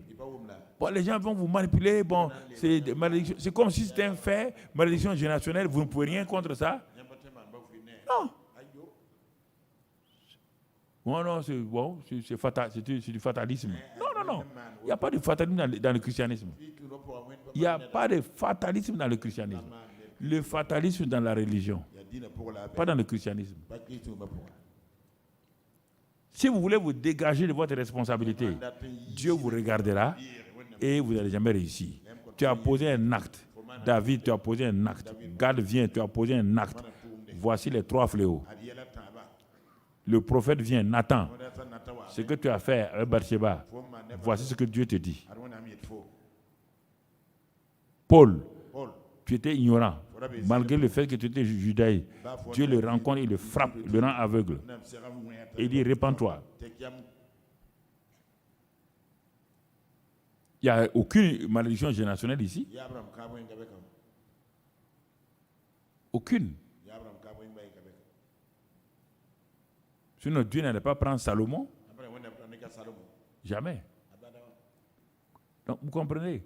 Il y a des choses que nous avons créées dans nos familles. On ne veut pas comprendre. On dit, on veut accuser Satan. C'est toi qui as posé l'acte. Il faut te repentir, aller vers Dieu. Dis à Dieu, ce qui arrive dans mon foyer là, c'est parce que j'ai fait ça là. Voilà les conséquences. Ce qui a dit dans ma vie là, j'ai fait ça. Mais tu n'as pas pris ça. Tu as rencontré des jeunes pasteurs qui ont dit, bon, on va prier, bon, donne-moi 30 000 francs, Dieu va... Non, c'est pas comme ça. Hein. Ce que Dieu a dit là, il faut le faire. On va prier. Excellent Père de grâce, nous rentrons en nous-mêmes. Nous réalisons que l'ignorance nous a créé beaucoup de problèmes. Nous avons été ignorants par rapport à la parole de Dieu et à ta propre connaissance.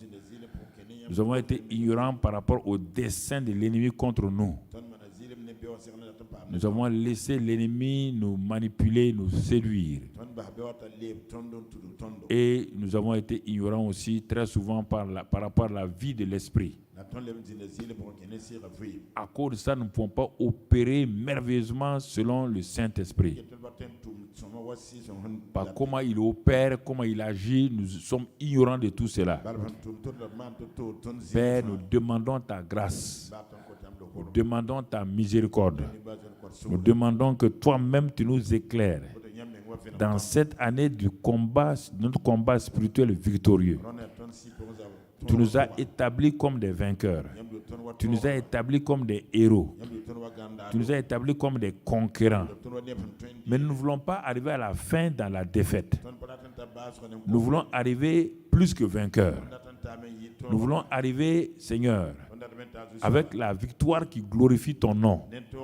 C'est pourquoi enseigne-nous pas à pas, jour par jour, semaine par semaine, mois par mois, à aller doucement et jusqu'à ce qu'on entre au séminaire de Pentecôte avant de voir la dynamique du combat spirituel contre Satan, ses démons et tout cela. Mais pendant ces 6 mois, fais-nous grâce. Donne-nous de déraciner les herbes, les épines que nous avons plantées et que l'ennemi a plantées. Donne-nous de corriger, d'aller en profondeur, de voir les racines. Aide-nous, Seigneur. Nous voulons, à la fin de l'année 2020, nous retourner et dire que nous avons combattu le combat spirituel et nous avons gardé la victoire. Et Père, te dire merci que chacun d'entre nous ici n'ait aucun cœur orgueilleux, aucun cœur irrité contre l'enseignement, que Satan, il ne donne pas accès à Satan pour s'énerver contre Dieu, pour être irrité contre Dieu, pour se laisser conduire par l'orgueil de la fausse connaissance, que nous soyons humbles devant ta face et que nous puissions recevoir régulièrement la révélation de tes paroles qui est claire et qui donne, Père, le repos à l'intelligent. Merci pour tout cela. Sois béni et sois loué pour ceux qui sont en contact avec nous. Nous savons que les gens ne vont pas aimer, certains ne vont pas aimer. Ils vont réagir que je n'aime pas ça, mais ce n'est pas là le problème. Qu'ils aiment ou qu'ils n'aiment pas, on peut aimer la vérité, on peut ne pas aimer la vérité, mais la vérité reste la vérité. Merci Père, au nom de Christ Jésus. Amen. Allez-y en paix.